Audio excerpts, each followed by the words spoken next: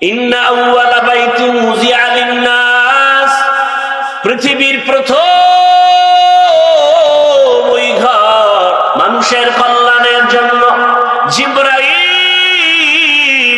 ওই কাবা বানাও, জিবরাইল আমিন এসে ফেরেশতার মাধ্যমে আল্লাহ কাবা বানাইয়া জিবরাইলের সাক্ষী রেখে বললেন, সাক্ষী থাকো আমার বান্দারা পাহাড় সম পরিমাণ গুনাহ নিয়া যদি কাবার পাশে আইসা তাওয়াফ কইরা ক্ষমা চায়, আমি আল্লাহ 1000 বছরের গুনাহ তাওয়াফের বরকতে মাফ করে দিব। আতিনা ফি দারে দুনিয়া না হাসান, আতিনা ফি দারে উকবা না হাসান, ইয়া গিয়াসাল মুস্তাগীসিন ইহদিনা লিফতিখারা বিল উলুমি ওয়াল গিনা। হর গরিদে নেকো তু তৈয়ার है जो न मांगे उससे तू बेजार है। আল্লাহ তাআলা কাবা বানায় রাখলেন, ঘোষণাও দিয়ে দিলেন। এবার আদমকে বানাইয়া হাওয়াকে বানাইয়া জান্নাতে রাখলেন, জমিনে এখনো আবাদ হয় নাই। আল্লাহ তাআলা আদম নবীকে দুনিয়ায় পাঠাবার 2000 বছর আগে এই জমিনে বসবাস করেছে। আল্লাহ তাআলার মখলুক হলো জিন জাতিরা। কাবারে মাঝখানে রাইখা ডাইনে বামে চতুর্পার্শ্বে জায়গা বাড়াইতে থাকলো, জমিন বাড়লো, জমিন বাড়লো, জমিন বাড়লো। পানির উপরে, কিন্তু কিসের উপর? এখন নড়াচড়া করে, নড়াচড়া করে, নড়াচড়া করে। নড়াচড়া করলে বান্দা থাকবে কেমনে? বাসিন্দারা থাকবে কিভাবে? আল্লাহ প্যারাক মেরে দিলেন পাহাড় দিয়া। কি দিয়া? আলাম নাজআলিল আরদা মিহাদা ওয়াল জিবালা আওতাদা। পৃথিবী নামক গ্রহটাকে আল্লাহ স্থির করার জন্য প্রথম যেই পাহাড় দিয়া প্যারাক মারলেন, ওই পাহাড়ের নাম জাবালে আবু কুবাইস। পাহাড়ের নাম কি? জাবালে আবু কুবাইস। বাইতুল্লাহর পাশে ওই পাহাড়। আল্লাহ পাহাড় ওটা প্রথম বানাইয়া এরপরে প্যারাক মেরে দিলেন। আদমকে দুনিয়ায় পাঠাবার আগে জমিনটা টেস্ট হলো। ইবনে কাসির রাহমাতুল্লাহ আলাইহি বলেন, জমিনে জিনেরা আসার আগেও একদল প্রাণী ছিল, এদের নাম পর্যন্ত তিনি লেখছেন আল হিন আল বিন। এরা জমিনে বিচরণ করত। এরপরে জিনেরা, এরপরে ফেরেশতা, ফাইনাল আল্লাহ তাআলা মানুষ পাঠাবেন। এবার সব কমপ্লিট হয়ে গেল। জমিনে বান্দা থাকার জন্য বাতাসের দরকার, ব্যবস্থা হলো। পানির প্রয়োজন, ব্যবস্থা হলো। সূর্যের আলোর প্রয়োজন, ব্যবস্থা হলো। চাঁদের আলোর প্রয়োজন, ব্যবস্থা হলো। এবার আল্লাহ আদমরে দুনিয়ায় পাঠাইলেন হাওয়ার সাথে। এর পিছনে অনেক ঘটনা আপনার আগে পিছনে শুনছেন। আদমরে পাঠাইলেন চরণদ্বীপ, ভারতের জমিনে। কোথায়? কোথায়? এটা কি নতুন শুনছেন? আর হাওয়াকে পাঠাইছেন কোথায়? জিদ্দা, আরবে। আদম আলাইহিস সালাম চরণদ্বীপ জমিনে আসছে। আবহাওয়া জান্নাতি হাওয়া, আর এই হাওয়া কি একনি? শরীরের সাথে মিলে না, কষ্ট হয়। আল্লাহ কয়, রে আদম, শরীরের সাথে দুনিয়ার হাওয়া বাতাস যদি অ্যাডজাস্ট করতে চাও, আমার কাবা সুন্দর করে তাওয়াফ করো এবং সুন্দর করে কাবা আবার নির্মাণ করো। আদম নবী তাওয়াফ করার জন্য ভারতের জমিন থেকে হেঁটে হেঁটে গিয়া 1000 বার হজ করেছে। কয় হাজার বার? কোথার থেকে হেঁটে গিয়া? ভারত থেকে হেঁটে গিয়া। তাহলে ভারত আমার বাবার দেশ। কালকে লিখবি না বেয়াদবেরা যে আমি ভারতের দালাল। আমি বলি তোর 14 গোষ্ঠী দালাল। ভারত ওই বরকতি জমিন, যেই জমিন থেকে শুরু হয়েছে বাইতুল্লাহর হজ। ভারত ওই বরকতি জমিন যেই জমিনের রাজধানীতে আজও দাঁড়িয়ে আছে মুসলমানের ঐতিহ্য কুতুব মিনার। কি সত্য কথাটা বলেন না কেন? না আমি বানায় বলতেছি, মিথ্যা বলতেছি? ভারত ওই বরকতি জমিন, সারা দুনিয়াতে যে ইসলামের খেদমত চলে তার পাওয়ার হাউস ভারতে দেওবন্দ। কি অস্বীকার করবেন? মাথার চুলি উকুন হইছে, এখন এই উকুন যন্ত্রণাদায়ক। চিকিৎসা কেমনে করব? কল্লা ফলাও। কি এই চিকিৎসা? উকুন মাথায় হইছে, চুল ফালায় দাও। কি ফালায় দাও? চুল ফালায় দাও। স্কুলে ছাত্র অন্যায় করছে, ছাত্রের বিচার করো। স্কুলে তালা দেবা? মাদ্রাসায় কেউ অন্যায় করছে, অন্যায়কারীর বিচার করো। মাদ্রাসা খারাপ হয়ে যাবে? আওয়ামী লীগের কেউ অন্যায় করছে, অন্যায়কারীকে শাস্তি দাও, জেলখানায় ঢুকাও, ফাঁসি লাগলে ফাঁসি দাও। তার মানে সবাই খারাপ? বিএনপির মধ্যে কেউ যদি অন্যায় করে বিচার করো, বিচারের আদালতে নিয়ে প্রয়োজন হলে ফাঁসি দাও। এজন্য সব বিএনপি খারাপ? ভারতের জমিনে উল্টা পাল্টা আজ আমার মুসলমানের উপরে কি পরিমাণ অত্যাচার, স্টিম রোলার চাপাই দেওয়া হচ্ছে, কি পরিমাণ আক্রমণ। আসামে মুসলমানের, হিন্দু উগ্রবাদীর আক্রমণ। এখান থেকে মুসলমানকে বাঁচাও, আন্দোলন করো। তার মানে ভারতের এই ঐতিহ্য কি আমাদের যেটা আছে এটা খারাপ? কি দেওবন্দ খারাপ? ভারত খারাপ মানে দেওবন্দ খারাপ? কি আজীব কারবার! বুঝারও চেষ্টা করেন। এই বয়ান সেদিন এক জায়গায় করছি, এক দলের চান্দি পুরো গরম, আজও পর্যন্ত গরম, এগো ঘুমই নেই। বয়ান করছি আমি, খাইয়া লইয়া আরামে ঘুমাইছি, আর অব ঘুম নাই আমার চিন্তায়। কেমন বেয়াদব চিন্তা করে! মা বাবার অভিশপ্ত বেয়াদব সন্তান ছাড়া আলেমের বিরোধিতা করতে পারে না। এতক্ষণ পর দয়া হইল একটু, না?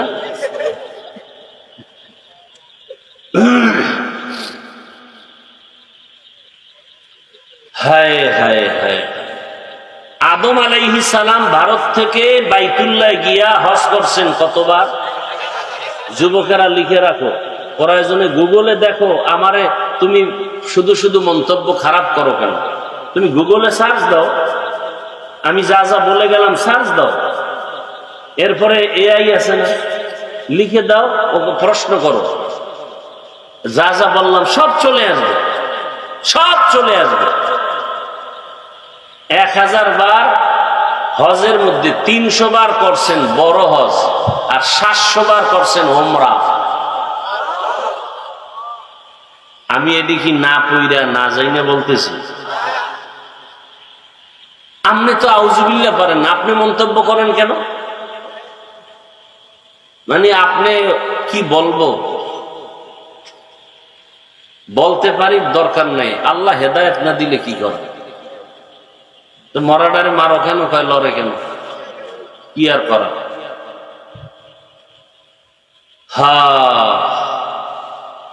পয়গম্বর আদম বাইতুল্লাহর তাওয়াফ করলেন, পরিবেশ তার অনুকূলে হয়ে গেল। বাইতুল্লাহর দূরে আরাফার ময়দান, আম্মাজান হাওয়ার সাথে মোলাকাত হয়ে গেল। দুইজনকে আল্লাহ অর্ডার করলেন, সংসার চালু করে দাও।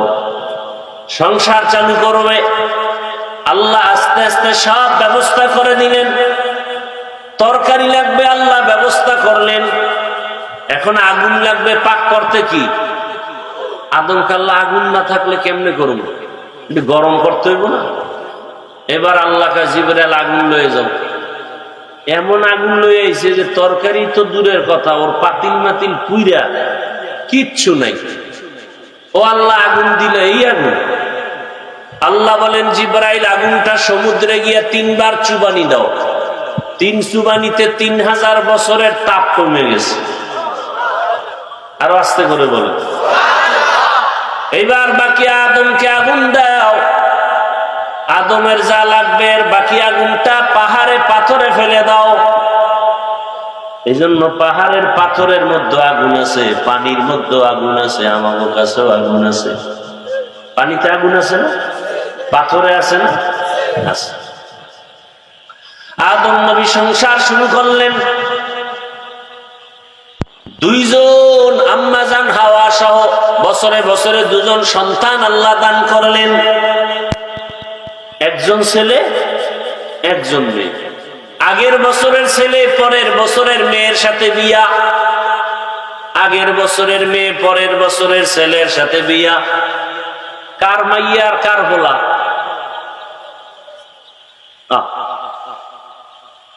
এই এরা যায় কই? তা আমরা জানি না? এরা যাইব 5 মিনিটের পথ, আমার তো সেই ঢাকা, আর হোক 2 কিলোমিটার কি একটা দূর হইল, বউ একসাথে যাবো, বক এই শেষ করে দেবো, শেষ করে দেবো। বয়ান কি আর জোর করে করা যায় না, এখনই শেষ করে দিচ্ছে।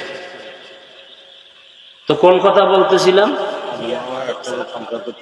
2 সন্তান, একই মায়ের সন্তান নাকি আলাদা মা আলাদা বাপ? আপনারাও কালকে থেকে এই নিয়মটা চালু করেন। কি দুনিয়ার আকাম চলতেছে, বিবাহ চলবে না, বাল্য বিবাহ নিষেধ। কথা কি চলবে? আকাম চালাও, বিবাহ চলবে না। মাথা কেমনে নষ্ট আমাদের। অথচ আম্মা জান আয়েশা রাদিয়াল্লাহু আনহার সাথে নবীজির বিবাহ হলো আম্মা জানের 6 বছর বয়সে। 9 বছর যখন আম্মা জানের বয়স, তখন আম্মা জান আয়েশা আমার রাসূলের ঘরে গেলেন। আর আম্মা জানের 18 বছর যখন বয়স, তখন নবী দুনিয়া থেকে চলে গেলেন। আর আমগো বোনের 18 বছরে তো বিয়েই হয় না। কেন? বাল্য বিবাহ নিষেধ। বাল্য বিবাহ চলবে না, আকাম চলবে। কি? বাল্য বিবাহ চলবে না, আকাম চলবে। এজন্য বেপরদাও বেড়ে গেছে, মোবাইলও বেড়ে গেছে, গুনাহ বেড়ে গেছে। অথচ হালাল ভাবে বিবাহ করলে তো আর এই গুনাহ হতো না। বুঝার ক্ষমতা নাই, বুঝানোর ক্ষমতা নাই। আল্লাহ তাআলা সবাইকে দ্বীনের সহি বুঝ দান করেন, আমিন। আদম আলাইহিস সালাম দুনিয়া থেকে এক পর্যায়ে বিদায় হয়ে গেলেন। এই খেয়াল করেন, আমি গুছাই নিছি, কিন্তু সব কথা বলা যাবে না।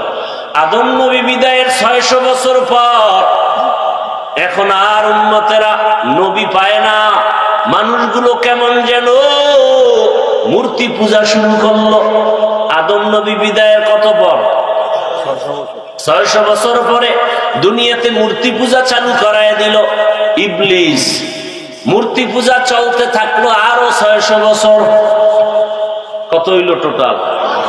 আদম বিদায়ের 1200 বছর পর জমিনে এমন একটা মানুষ ছিল না যে মূর্তি পূজা করে নাই।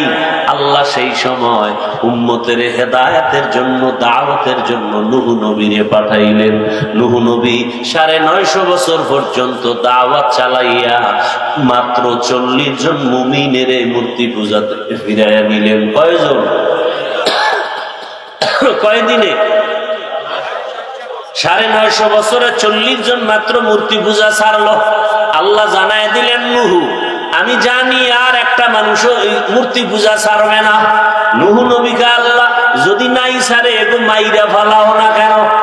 নবী দোয়াই করে ফেললেন, ক্বালা নূহুর রাব্বি লা তাযার আলাল আরদি মিনাল কাফিরিনা দাইয়ারা ইন্নাকা ইন তাযারহুম ইউদিল্লু ইবাদাকা ওয়ালা ইয়ালিদু ইল্লা ফাজিরান কাফফারা। আল্লাহ কয়, ঠিক আছে, দোয়া কবুল, সব চাইছ, তবে তুমি যাদের মুমিন বানাইছো আর তোমার সন্তানদের হেফাজতের জন্য একটা কিস্তি বানাইয়া আমি তুফান দিব, পানি বন্যা, কিস্তি বানাইয়া এদের কিস্তির মধ্যে রাখো। অন্যান্য প্রাণী 1 জোড়া করে, 1 জোড়া গরু, 1 জোড়া হাতি, 1 জোড়া মুরগি, 1 জোড়া ছাগল, 1 জোড়া পাগল, এরকম সব একটার মধ্যে উঠানোর জন্য কি বানাও? কিস্তি বানাও। আরে কি বানাও? কিস্তির অর্থ কি? এই একটা ফাও কথা কইলেন না? একটা নৌকার মধ্যে 2টা হাতি উঠলে আর 40 জন উঠলে, 40 জনই তো উঠতে পারেন, এর মধ্যে নৌকার তলা নাই। একটাও পড়বে পড়বে, এর মধ্যে পইরা দুইটা হইয়ে পড়ছে পানির মধ্যে। কথা ঠিক না? তাহলে 40 জন মানুষ, এক জোড়া হাতি, এক জোড়া গরু, এক জোড়া ছাগল, এরকম যদি সব লয়, এই জন্য কি একটা নৌকা হবে? কি লাগবে? জাহাজ। এই নৌকা ঢুকে গেছে রক্তে রক্তে, মনে করছে আওয়ামী লীগেরও নৌকা, নূহ নবীরও নৌকা। কি ওটা নৌকা না জাহাজ? জাহাজ। বিশাল এক জাহাজ বানাইলেন। এবার তুফানে স্টার্ট হয়ে গেল, তুফানে সব সাপ, এমন সাপ হয়েছে বাইতুল্লাহ নাই, বাইতুল্লাহ নাই, নিশ্চিহ্ন হয়ে গেল পুরা জমিন। নতুন করে আল্লাহ নূহ নবীর 3 সন্তান দিয়া, হাম, সাম, ইয়াফাস, এই 3 জন দিয়া নতুন করে পৃথিবী আবার আবাদ হলো। এরা 3 জনে মিলে একটা শহর বানাইলো। তদানীন্তন সময় একটা আধুনিক শহর, কোরআনের ভাষায় ওই শহরের নাম বাবেল শহর। ইরাক নামের দেশের অন্তর্গত বাবেল। কি শহর? বাবেল। ওই শহরে এক সন্তান ছিল, খোদা দাবি করেনেওয়ালা নমরুদ। কি নাম? নমরুদ। দেয়া একদিন স্বপ্ন দেখে আগুন, আগুন আগুন একটা উইটা পুরা বাবেল জ্বালাইতেছে। স্বপ্নের থেকে ভয় পাইয়ে উইটা গণকারী বিদ্যা পণ্ডিতের ডাকছে, এই গণকরা কি দেখলাম? কয় শনি দেখছো? শনি। আগুন দেখো না, তোমার শনি, একটা পুত্র সন্তান আসতেছে, তোমার এই খোদাগিরি সব সাইজ করে ফেলাই। নমরুদ কে তাহলে পুত্র সন্তান আর জন্ম আসছে? কয় না। মায়ের গর্ভে? কয় না। তাহলে সব রেডি, আর পুত্র সন্তান আসতে দেওয়া হবে না, জন্ম নিয়ন্ত্রণ করো। এই নতুন ভাবে ইতিহাসের পৃষ্ঠায় জন্ম নিয়ন্ত্রণের আইন করলো নমরুদ। বার্থ কন্ট্রোল, হ্যাঁ, জন্ম নিয়ন্ত্রণ ইসলামে হারাম। এক লাইনে জায়েজ আছে, এটা আমাকে বলা নিষেধ, কারণ বাঙালি তো তিল পাইলে তাল বানায় ফেলা, এই জন্য এটা বলি না, নিষেধ। তাহলে জন্ম নিয়ন্ত্রণের আইন করলো নমরুদ, আর এই আইন বাস্তবায়ন করার জন্য ডাইরেক্টরের দায়িত্ব দিল ইব্রাহিম নবীর বাবা আজরের। আল্লাহ কয় যেখানে বাঘের ভয় সেখানে রাত পোহায়। ডাইরেক্টরের ঘরেই ইব্রাহিমকে আল্লাহ পাঠানোর সিদ্ধান্ত নিয়ে নিল। এইবার এই ঘটনা তো কোরবানির দিকে এবার যাবে। ইব্রাহিম আসলো, কিভাবে কিভাবে সিরিয়ার জমিন ছাড়লো, আগুনের কুণ্ডলী সাজাইলো। সব কথার এক কথা, ও যুবক বাবারা, বৃদ্ধ বাবাজিরা, পর্দার আরামের মা বোনেরা, বাইতুল্লাহ আমাদের হেদায়েতের ঘর। তাওয়াফ করলে জীবনের গুনাহ মাফ। যেই বাইতুল্লাহর দিকে তাকায় থাকলে সওয়াব। ওই বাইতুল্লাহ জিয়ারতের জন্য কি অন্তর চায়? কি চায়? তাহলে খালি পেটে অন্তত প্রতিদিন খালি পেটে 3-4টা বিড়ি টানতেই হবে, তাড়াতাড়ি বাইতুল্লাহ যেতে পারবে। নামাজ ছাড়া বাইতুল্লাহ যাওয়া যাবে? যাবে না। নামাজ তো পড়বে নই, বাইতুল্লাহ যাওয়ার জন্য আলাদা একটা নামাজ আছে, ইশরাক নামাজ। ফজরের নামাজের পরে, সূর্য উঠার পরে। কি নামাজ? যারা ইশরাক নামাজ পড়বেন, উলামায়ে কেরাম চ্যালেঞ্জ দিয়া বলছেন, আল্লাহর উপরে ভরসা করে আল্লাহ তাকে বাইতুল্লাহ না দেখাইয়া কবরে নিবেন না। ওই বাইতুল্লাহ যাও, কত ছোট ছোট বাচ্চারাও যায়, ভাগ্য ভালো হলে কত গরিবরাও যায়। বাইতুল্লাহ যাইতে টাকা লাগে না, চোখের পানি লাগে, অন্তর লাগে গুনাহমুক্ত। অতএব আমি শুরুতেও বলেছিলাম, ডাক্তার হও, ইঞ্জিনিয়ার হও, বাধা নাই, নেককার ডাক্তার হও। ও যুবক বাবা, তোমার মতো কত যুবক ইঞ্জিনিয়ার, ডাক্তার, প্রফেসর 5 ওয়াক্ত নামাজ পড়ে, তুমি পারো না কেন? স্কুলে কলেজে পড়ে 5 ওয়াক্ত নামাজ পড়ে, তুমি পারো না কেন? ব্যবসা করে ব্যবসায়ী নামাজ পড়ে, চাকরি করে চাকরিজীবী নামাজ পড়ে, তুমি পারো না কেন? আমি তো চাই তুমি ডাক্তার হও, 5 ওয়াক্ত নামাজি ডাক্তার, 5 ওয়াক্ত নামাজি ইঞ্জিনিয়ার হও, 5 ওয়াক্ত নামাজি কোরআন পড়নেওয়ালা প্রফেসর হও। ও পর্দার আড়ালের আম্মা জানেরা, এই সন্তানটা দুনিয়াতে রেখে যাবেন, জীবন ধন্য হবে। আপনারাও 5 ওয়াক্ত নামাজ পড়েন, ইশরাক করেন, সন্তানটাকে আদর্শওয়ালা বানাবেন। বাইতুল্লাহর হজ নসিবে যদি আল্লাহ দান করেন ভাগ্য ভালো, আল্লাহর কাছে দোয়া করেন, কান্না করেন, আর গুনাহ করিয়েন না। পেছনে যত অন্যায় করেছেন, ভালো সন্তানের মা হয়ে যান, আর মোবাইলে সময় নষ্ট করবেন না। স্বামীর মাল হেফাজত করবেন, 5 ওয়াক্ত নামাজ পড়বেন, খেয়ানত করবেন না। বৃদ্ধ বাবাজিরা আপনারাও তওবা করেন, আর গুনাহ করবেন না, নামাজ ছাড়বেন না। আদর্শ সন্তানের বাবা হয়ে কবরে যাবেন। সন্তান যেন একদিন আপনাদের কথা শুনে গর্ব করে, দোয়া করে, মা বাবা বড় আদর্শবান ছিল, কোনোদিন তর্ক করে নাই, মায়ের সাথে ঝগড়া করে নাই, মোবাইলে সময় নষ্ট করে নাই, নামাজ ছাড়ে নাই। এমন গর্ব সন্তান করবে আপনাকে নিয়ে। এমন বাবা হয়ে কবরে যান, মা হয়ে কবরে যান। আল্লাহ তাআলার কাছে পেছনের গুনাহ থেকে তওবা করেন, আর হাতের গুনাহ করব না, চোখের গুনাহ করব না, জবান দিয়ে গুনাহ করব না, মোবাইলে গুনাহ করব না, নামাজ ছাড়ব না, দাড়ি কাটব না। মা বাবার দোয়া, শিক্ষকের দোয়া, ওলামায়ে কেরামের দোয়া পরামর্শ নিয়ে নবীজির আদর্শ মেনে চলবো।